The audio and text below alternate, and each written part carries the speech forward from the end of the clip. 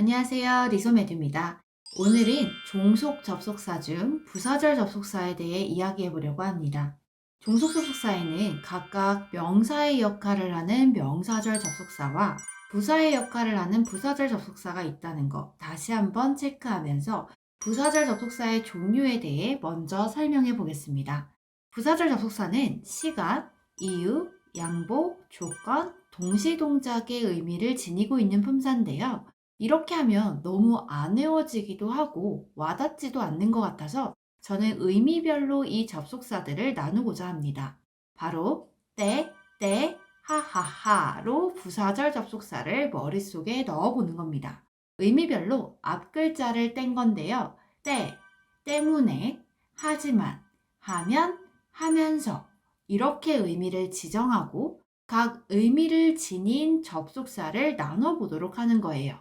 자, 때는 시간을 나타내는 접속사들의 모임입니다. 때를 나타내는 접속사엔 무엇이 있냐? 대표적인 게 바로 when이 있죠. 그리고 as가 있습니다.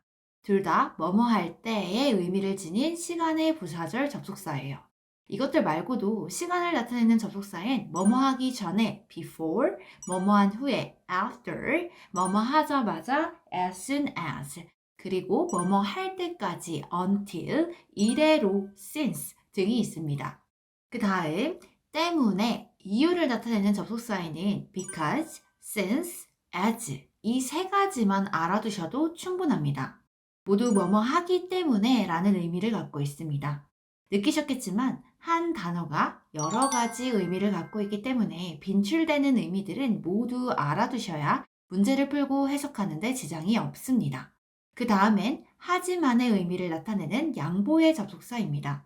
이게 왜 양보냐고 의문을 갖는 분들이 많으신데 극단적인 예를 하나 들어보자면 내가 비록 돈이 없긴 하지만 너에게 내 돈을 빌려줄게. 이렇게 쓰인 문장은 양보의 의미를 갖게 되죠.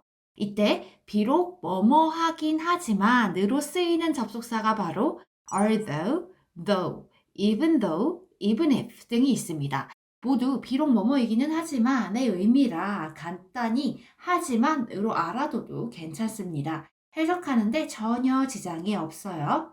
그리고 조건의 의미인 뭐뭐 하면을 나타내는 접속사에는 if와 unless가 있습니다. if야 우리가 자주 보는 접속사라 만약 뭐뭐라면의 의미인 걸 잘 아실 테고 unless는 if not과 같은 의미로 보시면 됩니다. 그래서 만약 뭐뭐 하지 않는다면의 뜻을 지닌 접속사예요. unless가 이끄는 문장을 보시면 not이 없어도 부정으로 해석을 하셔야 합니다. 자, 그리고 마지막 동시동작을 나타내는 뭐뭐 하면서의 의미를 가지는 접속사엔 대표적으로 while이 있습니다. 어떤 책에선 이 동시동작을 시간을 의미하는 접속사에 넣기도 합니다. 그러니까 참고하시면 좋을 것 같아요. 자, 그럼 얼추 부사절 접속사의 종류에 대해선 전반적으로 훑어보았습니다. 때문에, 하지만, 하면, 하면서의 의미를 갖는 접속사들은 부사절 접속사다. 이렇게만 알아두셔도 부사절 접속사는 마스터한 거나 다름없어요. 그러니까 이번 강의를 기회로 잘 정리하고 가보도록 합니다. 자, 그럼 이 부사절 접속사들이 이끄는 문장은 전체 문장에서 어떤 역할을 하냐? 말 그대로 부사의 역할을 합니다. 다시 말해서 핵심 문장엔 전혀 영향을 미치지 않는 문장이라고 보시면 돼요. 이전 강의에서 배웠던 명사절 접속사 문장은 문장 안에 들어와서 주어, 목적어, 보어의 역할을 했지만 부사절 접속사는 전혀 그런 역할을 할 수 없어요. 그저 문장과 문장을 이어주는 역할을 할 뿐입니다. 아래의 예문을 보시면 여기서 부사절은 어디에 있나요? 바로 when이 이끄는 뒷문장이 부사절이죠. 그러니까 when을 기준으로 해서 끊으면 앞에서 I부터 피자까지가 핵심 문장이고 when부터 home까지가 핵심 문장을 세부적으로 설명해 줄 수 있는 수식 문장일 뿐입니다. 그러니까 핵심 문장엔 그 어떠한 영향을 끼치지도 않아요. 이게 명사절 접속사와 가장 큰 차이점입니다. 그럼 우리끼리는 어떤 약속을 해야 할까요? 바로 하하하 접속사 앞에선 무조건 끊기를 약속해야겠죠. 그래야 긴 문장을 나눌 수 있고 구조가 정리될 테니까요. 자, 이 문장을 해석해보면 나는 피자를 주문할 것이다 내 남동생이 집에 올 때. 이 문장에서 전하고자 하는 바는 피자를 주문한다는 것이지 남동생이 집에 오는 것을 말하고자 하는 게 아닙니다. 그저 주문을 할 건데 언제 할 건지에 대해 부연 설명을 한 것뿐이죠. 자, 예문 하나만 더 살펴보고 마치겠습니다. 이 문장에서도 우리는 때문에 접속사를 보고 그 앞에서 끊어줍니다. 문장이 기니까 정리를 해줘야 하는 거거든요.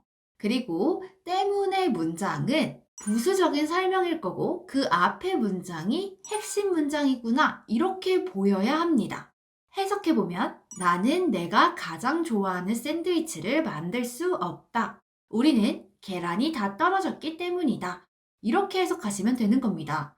좋아하는 샌드위치를 만들 수 없는 게 이 문장에서 전하고자 하는 바인 거고 그 이유를 부수적으로 설명한 게 because 문장이라고 보시면 되는 겁니다.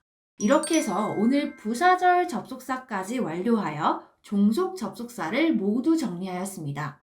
오늘도 끝까지 영상 시청해 주셔서 감사합니다. 유익하셨다면 구독과 좋아요 부탁드릴게요. 감사합니다.